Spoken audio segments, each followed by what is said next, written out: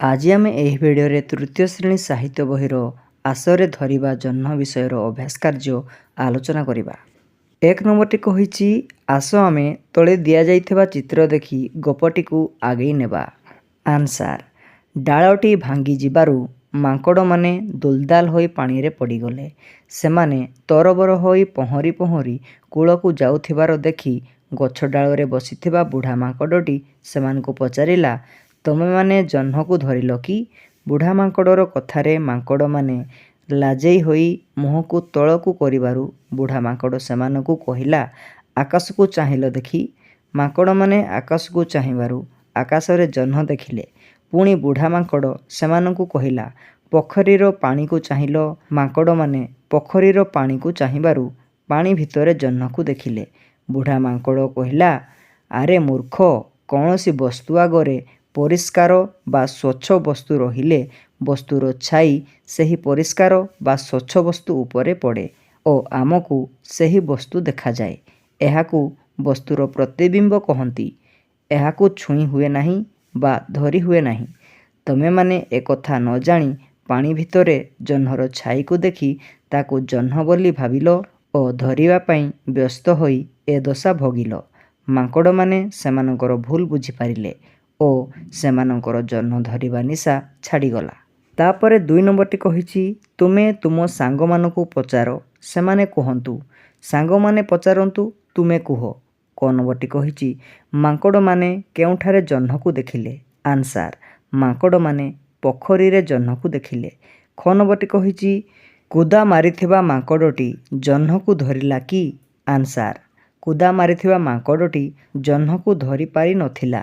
ଗ ନମ୍ବରଟି କହିଛି, ସେ ଜହ୍ନ କୁଆଡ଼େ ଗଲା ବୋଲି ପଚାରିବାରୁ ଅନ୍ୟମାନେ କ'ଣ ଉତ୍ତର ଦେଲେ?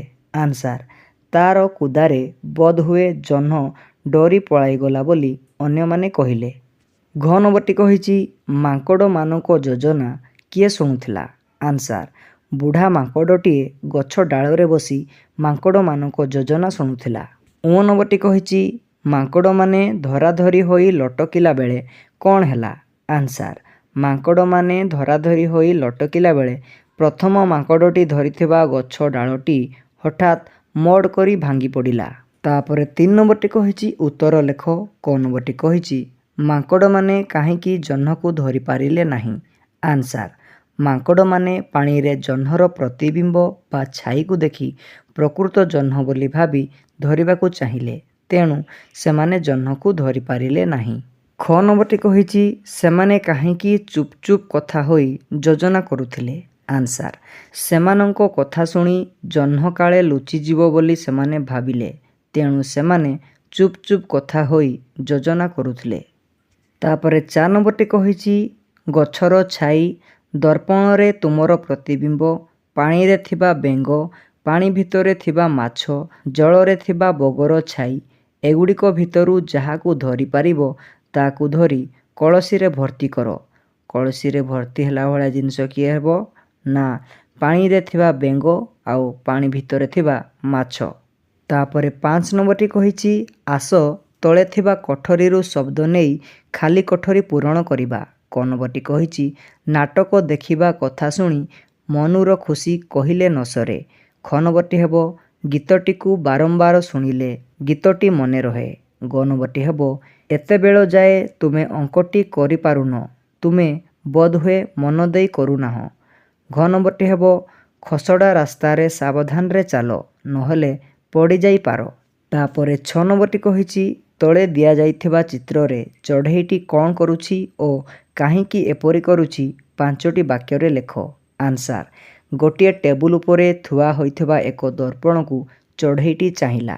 ଦର୍ପଣ ପାଖରେ ଥିବା ଏକ ପିଜୁଳି ଗଛରେ ଫଳିଥିବା ପିଜୁଳିର ଛାଇ ଦର୍ପଣରେ ଦେଖିଲା। ଚଢ଼େଇଟି ସେଗୁଡ଼ିକୁ ପ୍ରକୃତ ପିଜୁଳି ବୋଲି ଭାବିଲା, ତେଣୁ ସେ ପିଜୁଳି ଖାଇବା ପାଇଁ ଦର୍ପଣଟିକୁ ଖୁମ୍ପିବାରେ ଲାଗିଲା।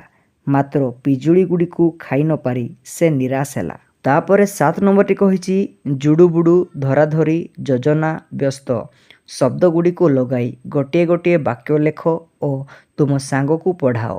ଆନ୍ସାର, ଜୁଡ଼ୁବୁଡ଼ୁ, ରମେଶ ଓଦା ଜୁଡ଼ୁବୁଡ଼ୁ ହୋଇ ସ୍କୁଲରୁ ଘରକୁ ଫେରିଲା। ଧରାଧରି, ରାସ୍ତାରେ ହାତ ଧରାଧରି ହୋଇ ଚାଲିଲେ ଦୁର୍ଘଟଣା ଘଟିଥାଏ। ଯୋଜନା ଯୋଜନା ଅନୁସାରେ କାମ କଲେ କାମଟି ସୁରୁଖୁରୁରେ ହୋଇଥାଏ। ବ୍ୟସ୍ତ କୌଣସି କାମ କଲାବେଳେ ବ୍ୟସ୍ତ ହେବା ଅନୁଚିତ। ତାପରେ 8 ନମ୍ବରଟି କହିଛି କିଏ କେଉଁ ଗୁଡ଼ି ଉଡ଼ାଇବ ଗାର ଟାଣି ଦେଖାଅ। ପାଞ୍ଚିବା ହେବ ଚିନ୍ତା କରିବା, ନିଷ୍ପତ୍ତି ହେବ ସ୍ଥିର କରିବା। ତାପରେ 9 ନମ୍ବରଟି କହିଛି ତଳେ ଦିଆଯାଇଥିବା ଚିତ୍ରକୁ ଦେଖି ଗପଟିଏ ଲେଖ। ଆନ୍ସାର। ଥରେ କୁକୁରଟିଏ ମାଉଁସ ଖଣ୍ଡେ ପାଟିରେ ଧରି ନଦୀର ପୋଲ ଉପରେ ଯାଉଥିଲା। ସେ ପୋଲ ତଳେ ପାଣି ଭିତରେ ଆଉ ଗୋଟିଏ କୁକୁର ପାଟିରେ ମାଉଁସ ଖଣ୍ଡେ ଧରି ଯାଉଥିବାର ଦେଖିବାକୁ ପାଇଲା। ସେ ଆଉ ଗୋଟିଏ କୁକୁର ନୁହେଁ, ତାର ନିଜର ଛାଇ ବୋଲି ଜାଣିପାରିଲା ନାହିଁ। ସେ ଭାବିଲା ଯଦି ଆର କୁକୁରଠାରୁ ମାଂସ ଖଣ୍ଡକ ଝାମ୍ପି ଆଣନ୍ତା ତେବେ ତାର 2 ଖଣ୍ଡ ମାଂସ ହୋଇଯାଆନ୍ତା ଏବଂ ସେ ପେଟ ପୂରା ଖାଇପାରନ୍ତା। ଏହା ଭାବି ସେ ପୋଲ ଉପରୁ କୁଦା ମାରି ପାଣିକୁ ଡେଇଁ ପଡ଼ିଲା। ନଦୀରେ ଅଧିକ ପାଣି ଥିବାରୁ ଓ ସେ କୂଳଠାରୁ ଦୂରରେ ଥିବାରୁ ପହଁରି ପହଁରି କୂଳକୁ ଯାଇ ନ ପାରି ପାଣିରେ ବୁଡ଼ି ମଲା। ଅତି ଲୋଭ କରିବାରୁ କୁକୁରଟି ନିଜର ମାଉଁସ ଖଣ୍ଡକ ହରାଇବା ସଙ୍ଗେ ସଙ୍ଗେ ନିଜର ଜୀବନ ମଧ୍ୟ ହରାଇଲା। ଏହି ଗପରୁ ଆମେ ଅତି ଲୋଭ ମୃତ୍ୟୁର କାରଣ ହୋଇଥାଏ ବୋଲି ଶିଖିଲୁ। ଯଦି ଭିଡ଼ିଓଟି ଭଲ ଲାଗିଛି ତେବେ ଏହି ଚ୍ୟାନେଲକୁ ସବସ୍କ୍ରାଇବ୍ କରିବା ପାଇଁ ଜମାରୁ ବି ଭୁଲିବେ ନାହିଁ। Thank you for watching.